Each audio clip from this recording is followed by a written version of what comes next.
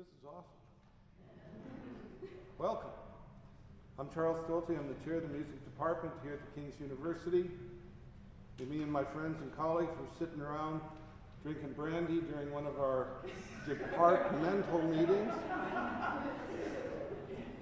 And we thought that it would be a very good thing to hold a music and art event, kind of a broadly based event celebrating women in celebration of International Women's Day. And everybody worked very hard to make this happen. Some of you will see we're working very hard doing much of the performing tonight. We just had a wonderful panel discussion. It was very fascinating. And we have beautiful art outside and beautiful music. We have one of our faculty members who does collaborative piano painting while the music goes on today. But what's most thrilling is this.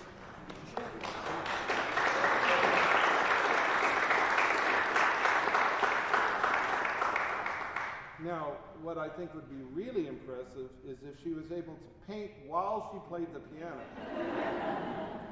No. Would have to practice. Anyway, it's most delightful to see such a full house here tonight, and it is a wonderful thing to have this event. We look forward to the music, and I won't say any more, but welcome, and sorry to have lost my train of thought. Now, I do know that one of our other collaborative pianists, Arian Lowry, has written 2 pieces of music for tonight's concert. No, just one. And arranged another? No, the other one is written by someone else. I will talk about it. She will talk about it. Then let us invite her up here to talk instead of me.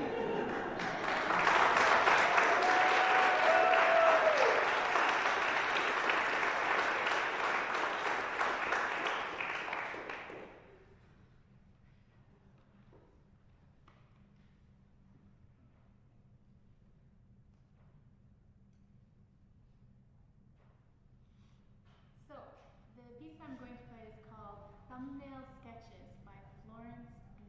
Price, who was an African-American composer that was born in 1887 and not 700 years before, like it says in the program. So 1887, she died in 1953. Of note is that she was the first female black composer that had a work, a symphony, performed by a major orchestra in the U.S., which was her symphony in E minor, and it was performed by the Chicago Symphony Orchestra. She trained as a pianist and an organist, and wrote pieces for all sorts of instrumentation, including her own instrument. And the ones I'm going to play for you, there are 4 movements. The first is Morning, and I think it describes this washerwoman seeing the sun rise, and so just the feeling of seeing the sun rise as she's doing her work. The second movement is called Spinning Dreams at the Wash Tub. So again, very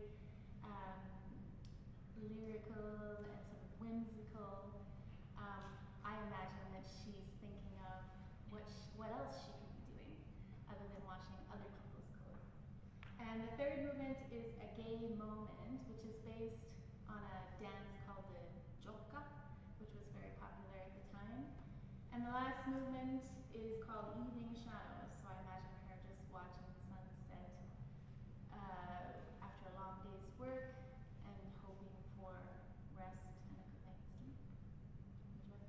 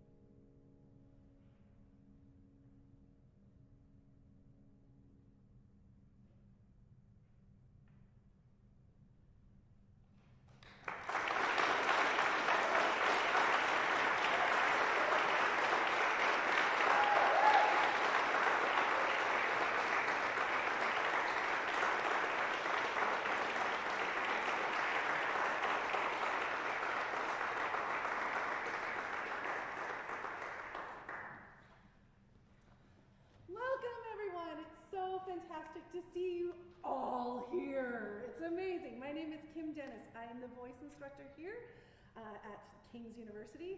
Best job ever. And I had the great fortune to coordinate much of what we're doing tonight. So a few little announcements as we go through the evening. We'll have each of the groups of performers, they'll come up, they'll tell you all about it. Don't worry if you can't see your program, they're gonna know what happens. They'll be able to tell you what's going on.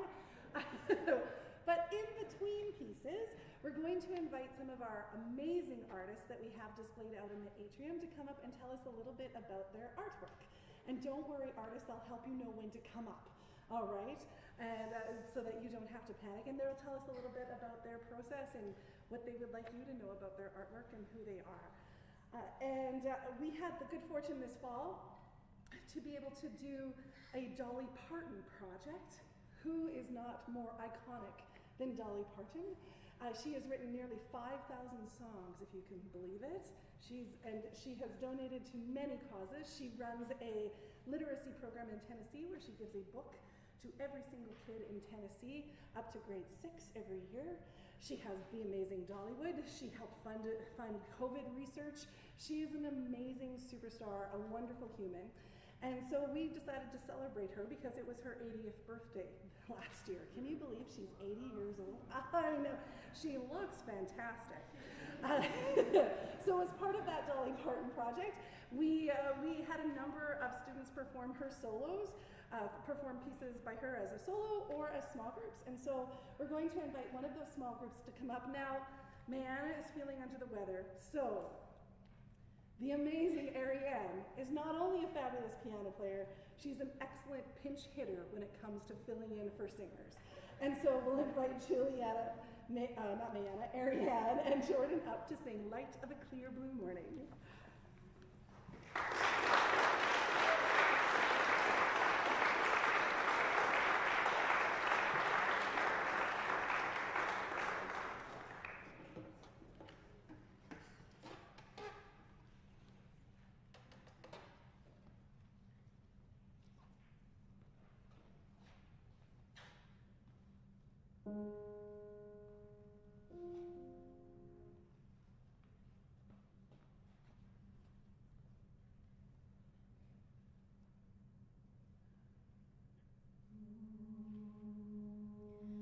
It's been a long, dark night, and I've been waiting for the morning. It's been a long, hard fight, but I can see a brand new day is dawning. And I've been looking for the sunshine, 'cause I ain't seen it in so long. Everything's gonna work out just fine. Everything's gonna be alright. It's been all wrong.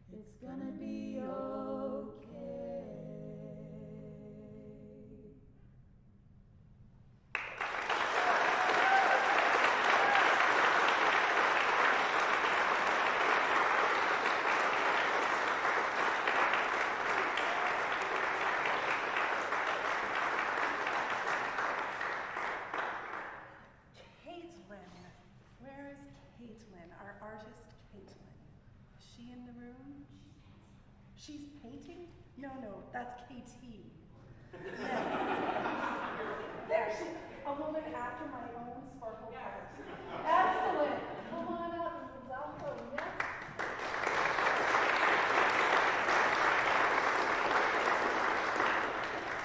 This is a little bit more intimidating than I think I was prepared for. So I'm Caitlin. I'm one of the artists tonight. I'm actually a former graduate of King's, finished in 2013, which was for sure like 3 years ago, guys. After that, I went into research. I actually went and did a PhD at U of A in medicine, and I still do that. I'm a full-time research scientist, but I'm also an FCA jury artist. So I'm here tonight with some of my watercolors and just wrote up a little thing about my perspective on my art in general. So this piece, which is on the end here, it's a little small, but if you squint, like many of my paintings, is inspired by both art and science and takes an inspiration from old biology or botany textbooks. The beauty of those illustrations is that art can be both interpretive and educational. It can be beautiful and also functional. Many of those illustrations were not framed, they didn't end up hanging up on a wall, but rather they were used to instruct science students studying plant life. I think we often put art or artists into boxes of what we expect art to be. And one of those boxes is beautiful but not functional. We forget that not only can beautiful art educate, advertise, help us find a ski route on a map, protest against a government, capture a moment, communicate an idea across language barriers, or inform us, but beauty alone is also a function which serves to improve our mental, physical, and emotional health. Art persists when some things cannot. Thank you.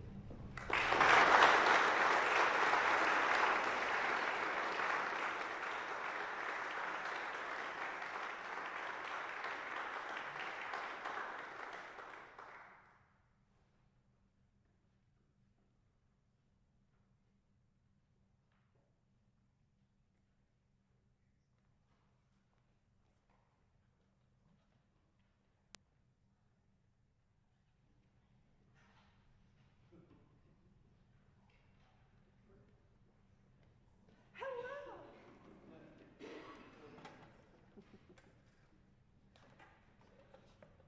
The women at Broadway are pretty fabulous. And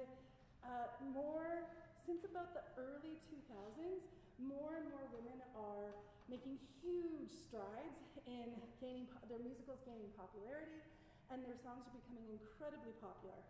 And so this is a piece by a writing team named Kate Kerrigan and Brie Loudermilk, and it's a piece called 5.5 Minutes. It is not 5.5 minutes, it is 3 minutes long. Do not panic. And it is all about, well, it's very sciencey. It goes very much with what you do, Caitlin. There's a lot of, it's talking about the science and measuring love.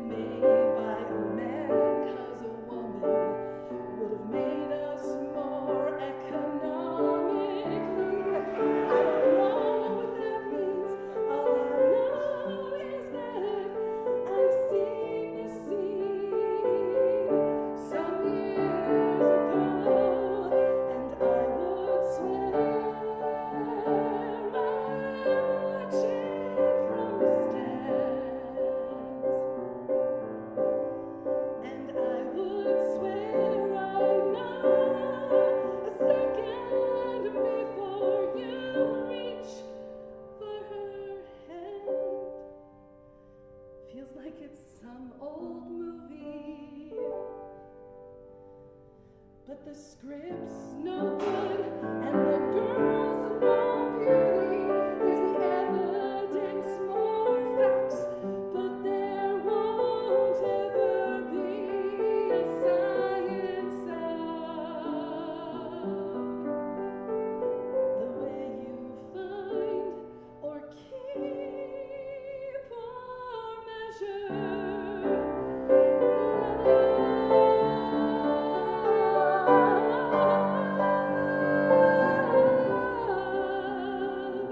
How do you find or keep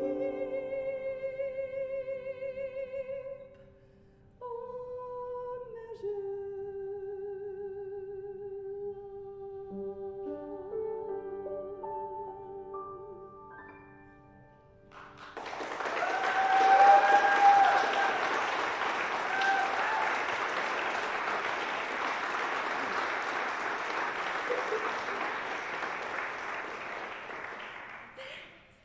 Stephanie, are you? Yay! Come talk to us, Stephanie.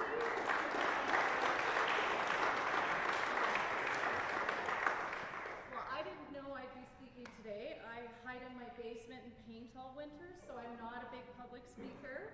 I love to paint abstracts, and I use oil and cold wax, and it kind of gives a matte finish, which some people really like. It kind of absorbs the light instead of reflecting it. I am inspired by old peeling paint on old plaster buildings in the old world, and so I like to add and remove layers, and it gives kind of an effect of like that peeling paint, which I'm the one outside of the church looking at the peeling paint instead of at the Renaissance paintings. So I paint that way. So that's pretty much it for me.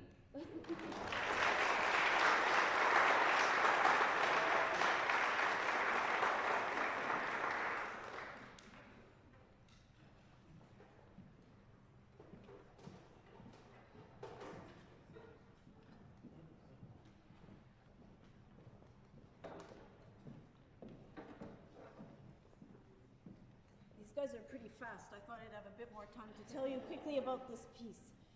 It's entitled I Asked of God by Canadian composer Emily Walker. Emily mostly works in the Ontario area, and the text is by, I think, a very famous Canadian, Lucy Maud Montgomery. And she's most well known for her Anne of Green Gables series.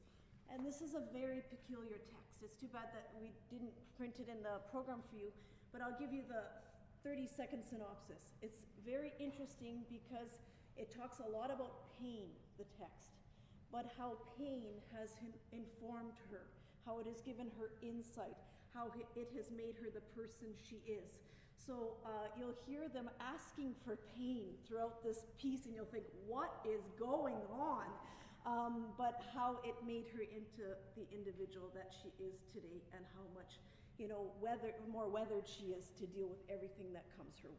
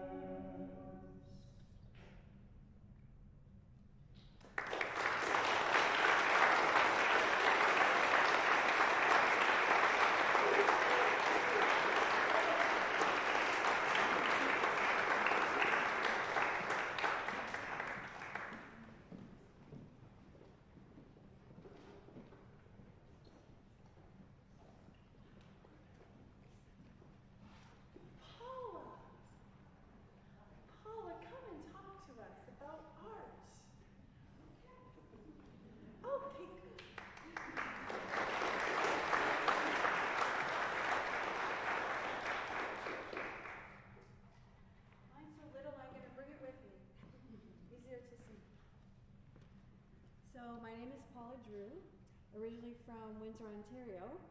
I moved here when my sister, who's another artist here tonight, introduced me to my current husband, and I moved here.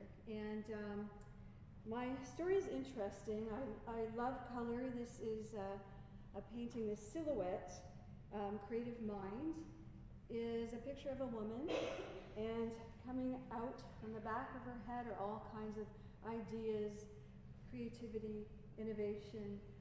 This woman could have been professional, and actually the story here is very interesting and quite phenomenal because when I moved here, everything was fine and wonderful and great. I got into my profession here. I got a job in the school board, and next thing I knew, I discovered that I had cancer. And I didn't even know what the cross cancer was. So whirlwind story. I lost my professional career here, had to give it up, and was told I basically had 3 months to live. And so again, not having any of my family here except for my sister Laura, thank God, had to change, my whole life was changed, had to figure out what I was going to do with my life. And but I thought, either way, you know what? Whatever. I believe in God. I'm going to pray about this, and I'm either going to be able to have a miracle and continue on with life in some way, or I get to be in heaven, hopefully with God. So there were two things that came into my life to save it when chemo didn't work for me at all. And so with the help of a professor from University of Windsor, Ontario, I took some natural dandelion root extract, and I started to heal. I started to get better. And with that and some immune therapy products from Ottawa, I turned then to art and music. So I'm also a vocalist and musician, and my art represents this journey. And that's a very short story of a very fast journey. But I put all my feelings and my energy into art and music. I love color. My artwork here represents that, a lot of brilliant colors, and the fact that no matter which way life turns for you, you can make it become something beautiful, brilliant, joyful, and carry on, because we just don't know. And so that's my story, and that's what I do with my art.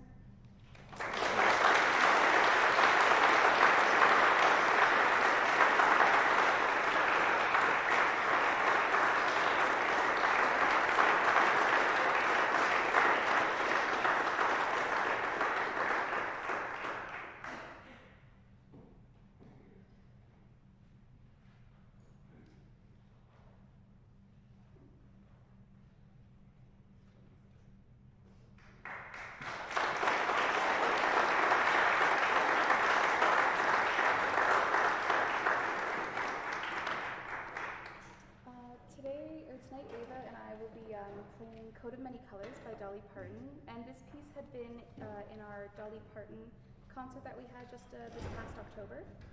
And so with this song, it's I shouldn't say based. She wrote it on a true story that happened in her childhood.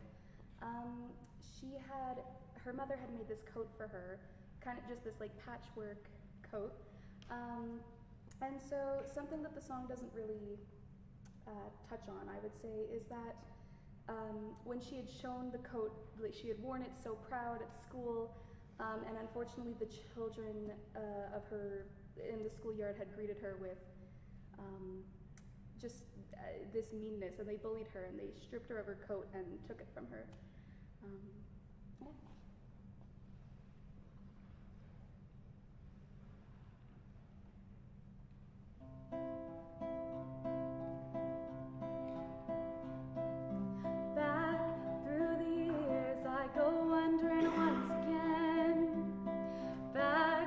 Seasons of my youth, I recall a box of rags that someone gave us, and how my mama put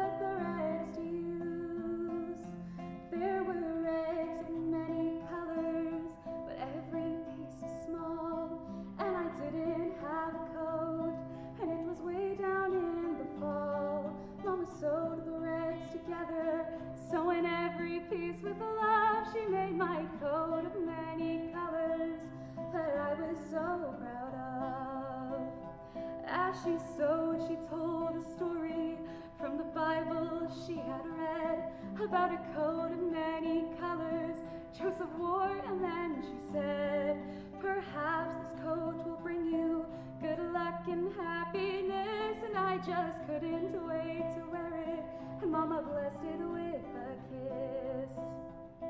My coat of many colors that my mama made for me, made only from rags, but I wore it so proudly. I know we had no money, but I was rich as I could be, in my coat of many colors my mama made for me.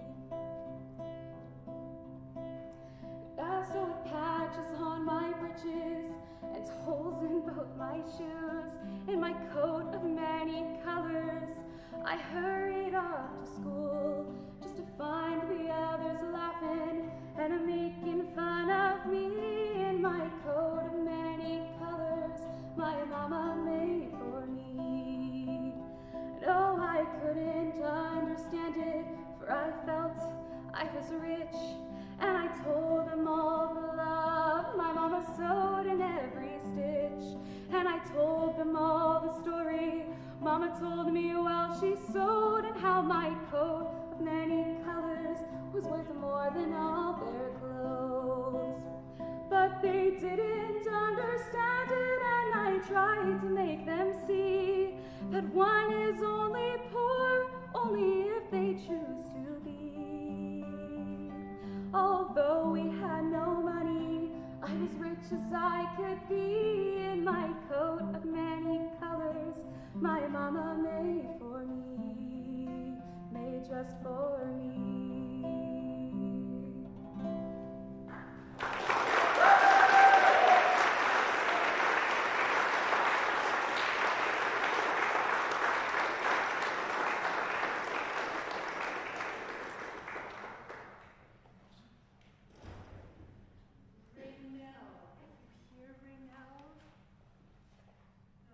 No, she's the one that we're missing. Okay, forget I said anything.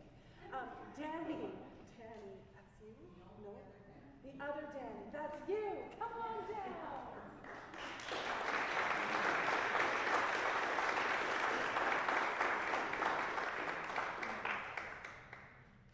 Hello. So, my style of art tends to be very graphic and very whimsical. I love color and just big, bold lines. But I actually just wanted to say something about this particular painting because it has a bit of a story, and I was really inspired while I was painting it. So I named this one Norma Jean. So Norma Jean was actually the true name of Marilyn Monroe. So I wanted to celebrate Norma Jean. Hollywood basically created Marilyn Monroe to be exactly what we all know her to be. But Norma Jean, in doing my research about her, was this wonderful, sensitive woman that had so many wonderful ideas and was such a creative mind. And I think that had she been born at a different time, her life would have looked quite different. So for this piece, I kind of wanted to have her kind of lost in thought, and the background is supposed to illustrate kind of all the ideas and all of the creativity she had flowing through her.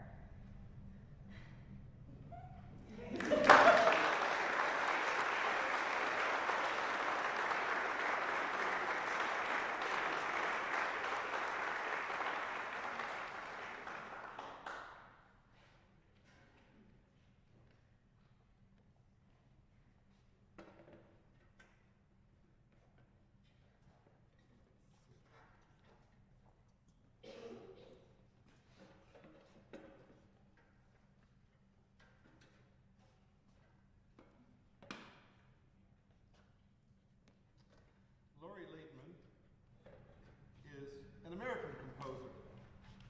She studied at Yale and is described by Fanfare magazine as one of the most talented and intriguing of living composers. She's composed operas, choral works, and over 300 songs, setting text by classical and contemporary poets, including those who perished in the Holocaust. We are going to perform, Kim and I, a couple of works from her extended piece for saxophone and voice called I Never Saw Another Butterfly. The texts are taken from children who perished in the Holocaust and were found in their writings on cell walls. Use your awful imagination. So it's a piece, that's for sure. We're going to do The Butterfly, which is followed then by Yes, That's the Way Things Are.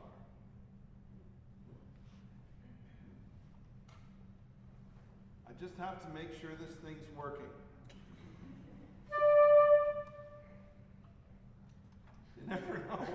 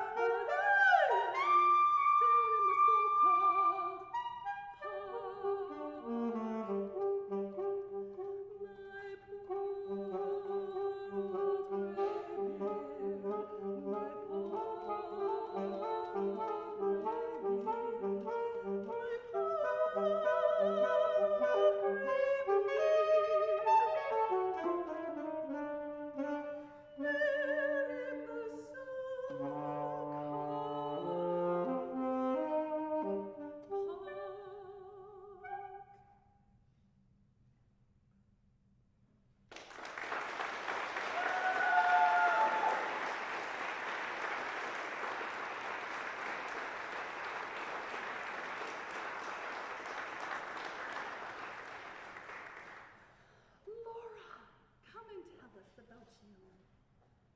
Where's Laura? Not Laura Holly. Laura Bachninsky. Did I say it right? Laura Bashinsky. Oh, Bashinsky. I should have tried harder. Thank you. This is my painting over here. It's called Waiting. And I am Paula's big sister. I grew up in Ontario, of course, with Paula and our other brothers and sisters. And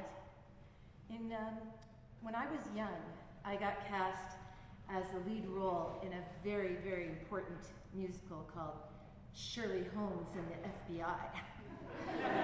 Yeah, and I got the bug, and I ended up, eventually getting married, moving to Calgary, and becoming a professional actress. And I just knew this is where I was meant to be until my arthritis caught up with me and literally took the legs out from under me. So during the 7 years about that I was in a wheelchair, I ended up having maybe one of my most difficult times was when I had 4 children under 3 and I'm in the chair, but I thought, okay, I have to find another art because art gives us life and art gives us everything. And so I tried painting and I tried writing my own music. And today, when I heard about this theme, We Belong Here, I remembered how I felt like I didn't belong anywhere because I just didn't feel good enough. I didn't feel like I should even show my music to anybody who'd want to hear it. And the more I ventured out in baby steps and showed people my paintings and my music, the more I realized that it's okay, to share your gifts. And so this painting is called Waiting, and it was actually the image on my very first album. I'm working on my 4th album now, and I'm a professional artist and enjoying the ride. So, thank you very much.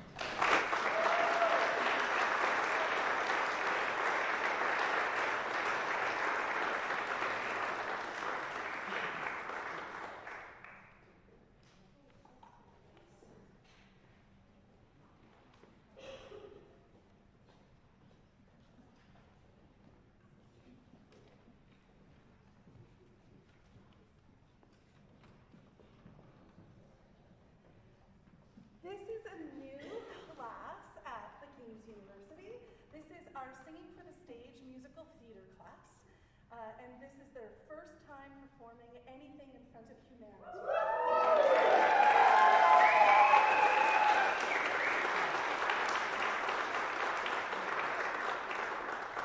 They are performing a piece from the musical 13, which is all about being a junior high kid. And it's called A Little More Homework. The musical itself is written by Jason Robert Brown, who is not a woman, but this particular arrangement of what they're doing was written by me, so I am a woman. It counts. Okay, perfect.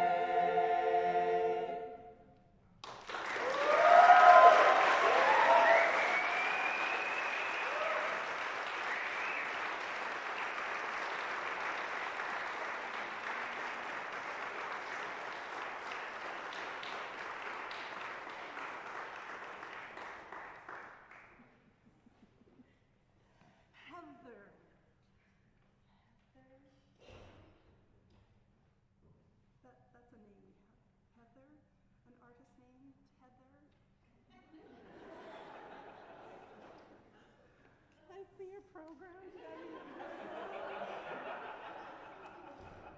I read the wrong page. It's not Heather. Daniela, I'm so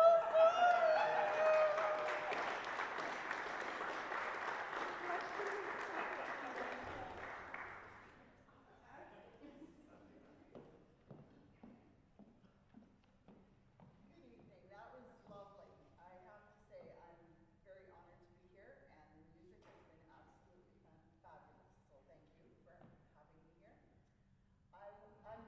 I consider myself a lifelong creative. I've dabbled in dancing, and I figure skated. I've coached figure skating up until about 8 years ago. And about 9 years ago, my daughter took me to a paint night. And hence, I started painting a lot. And my inspiration comes from right here in Edmonton, because I'm born and raised here. And I love the River Valley Trails, so I actually have a series that is all about the trails and the trees in the River Valley. I just love the perspective, I love the light that comes through the trees. This piece is obviously not a tree painting.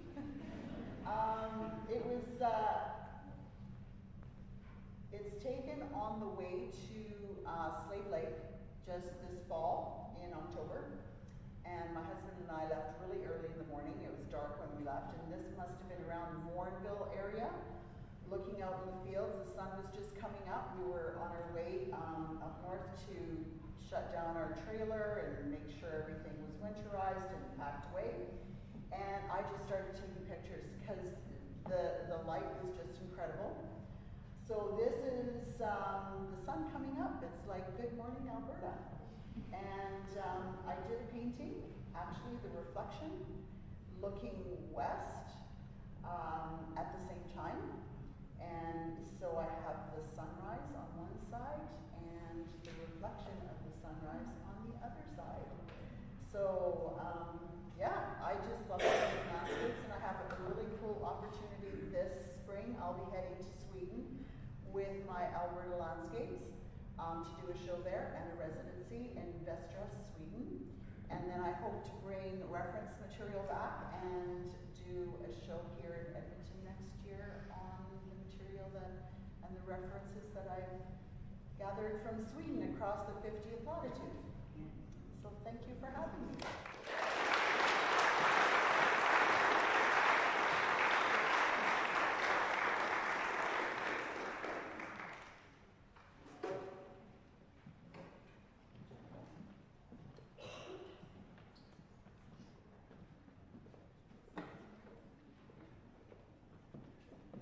We are going to perform Stephanie Martin's Legend of the Bird.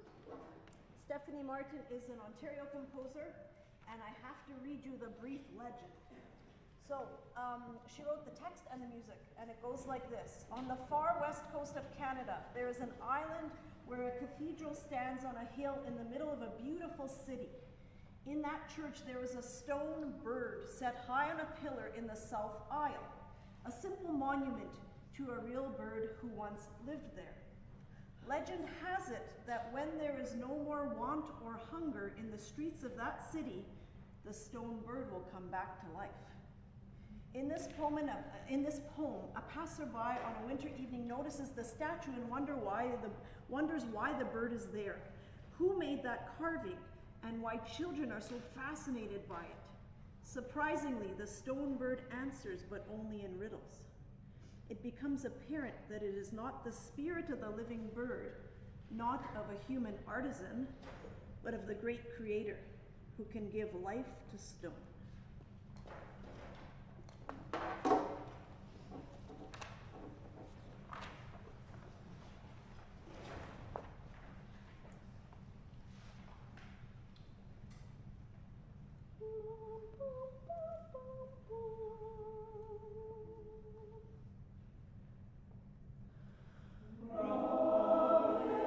Why do you linger here when all your friends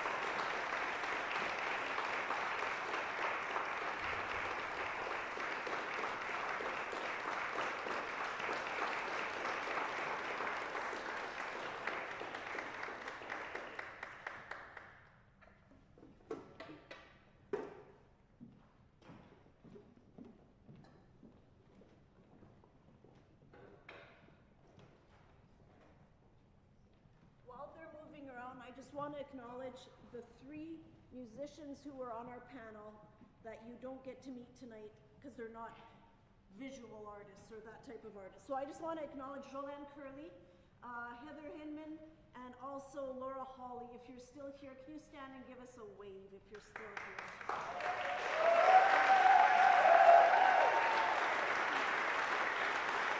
Thank you very much.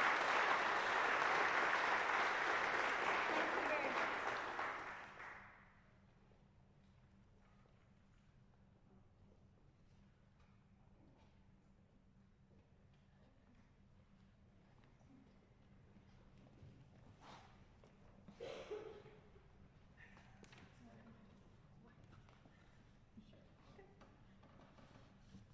All right, so we're going to be singing a piece called Heart of Stone from the musical Six. This musical is a retelling of the 6 wives of Henry VIII. And so this piece is sang by Jane Seymour. Jane Seymour. I keep getting this wrong. It's sung by Jane Seymour, who's rumored to be the only wife that Henry ever really loved. But the whole musical is really fascinating because it imagines all these tragic stories that we know about Henry's wives and tells them as well as women rather than just pages in a history book.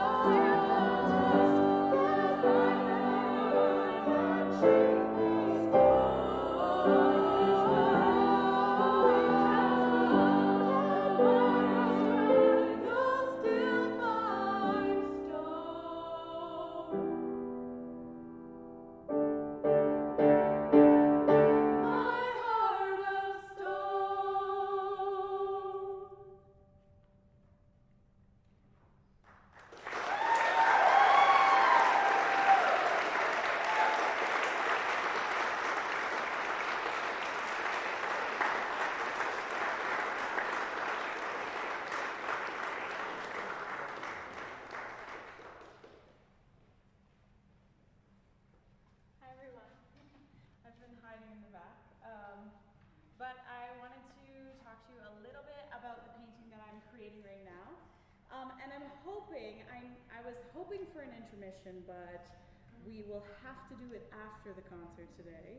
And so I'm hoping that you all can come and take part in art creation with me today by writing some words, descriptive words of inspiring females in your life on the painting at the end.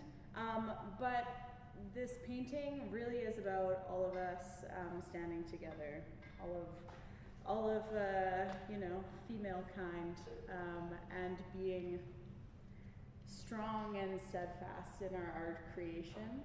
I was speaking with my partner Ian before tonight, and we were talking about how in the arts we have the ability and opportunity to tell a story that only we can tell with our creation, whether it's writing songs or painting or whatever it is. And I think that is what makes it so important that we have representation from everyone who can possibly create to share with us, because someone somewhere needs to hear what you personally have to say. And so thanks for being here tonight and sharing with us in this. So, thanks.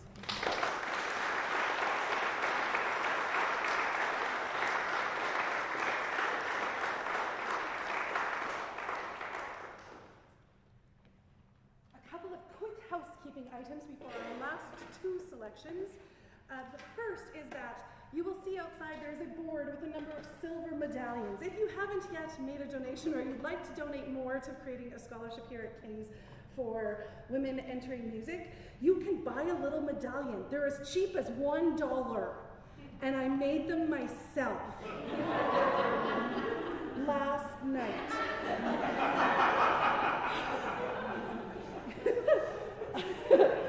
And so if we are able to sell all of the medallions between 1 and 100, we'll be able to raise $5,000.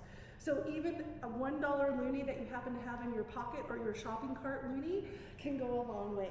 If somebody's already bought your medallion, you can buy two that equal what you wanted to spend. It's beautiful. Math is fun. So there is also a reception following the concert after we finish off with our beautiful piano duet with Katie and Ariane, which Ariane just was like, I'll throw something together for this concert, and composed, not last night, but probably 2 weeks ago. Yeah, excellent. Perfect. There is a reception, so please stick around, look at the art, buy some art, donate, hang out with friends, make a new friend, hug a singer. It's great. Perfect. This is a song called Times Like This, and it is very apropos in my world today. For those of you who know the little expressive individual I sometimes bring to King's on Wednesday, this song is dedicated to that special little individual. It is from a musical called Lucky Stiff. The lyrics are by Lynn Ahrens. Lynn is also famous for Seussical the musical, so if you've had any to do Seussical the musical, she is the creator. But she and Stephen Flaherty wrote this musical called Lucky Stiff. And this is a piece called Times Like This.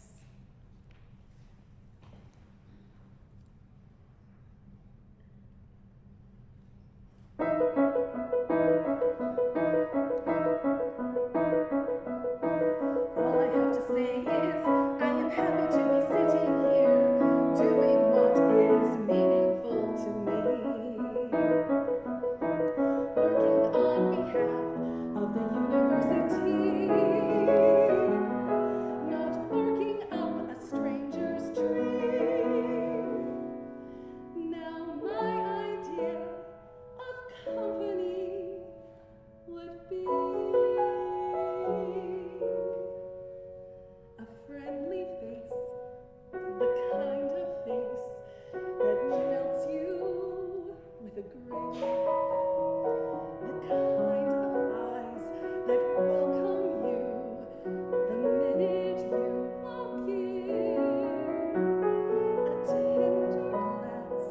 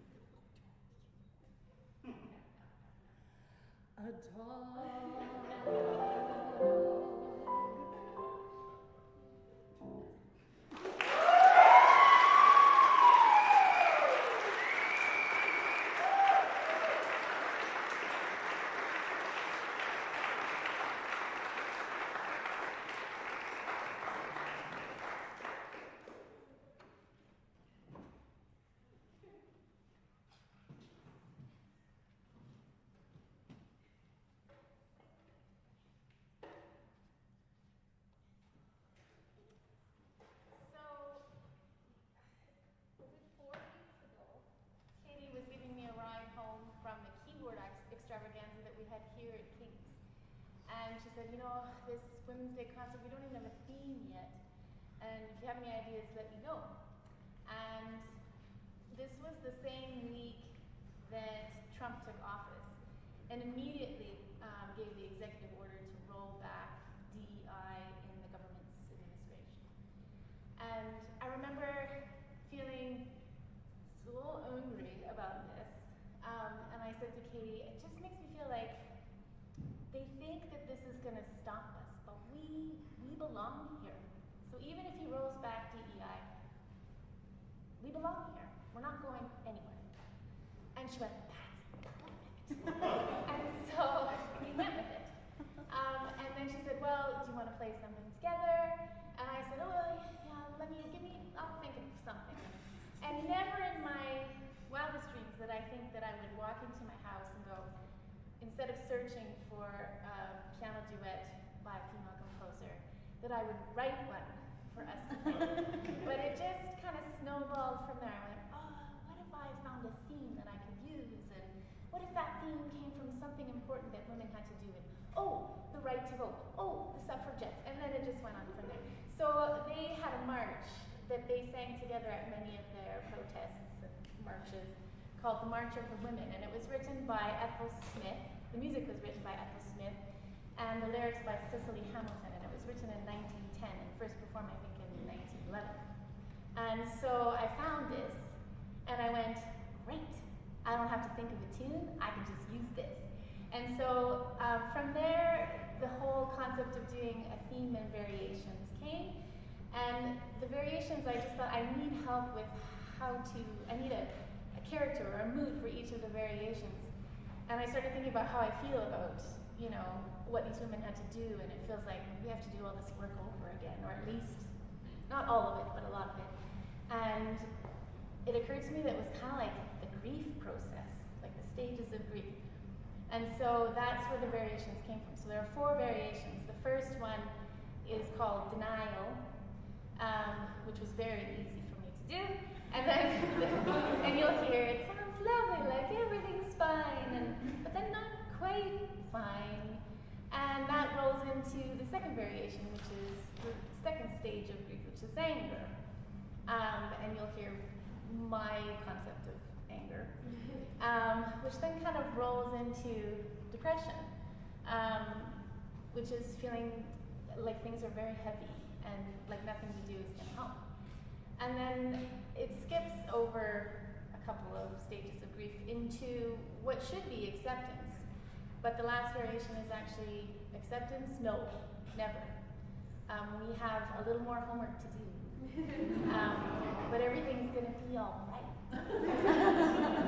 So here is Theme and Variations on the March of Women.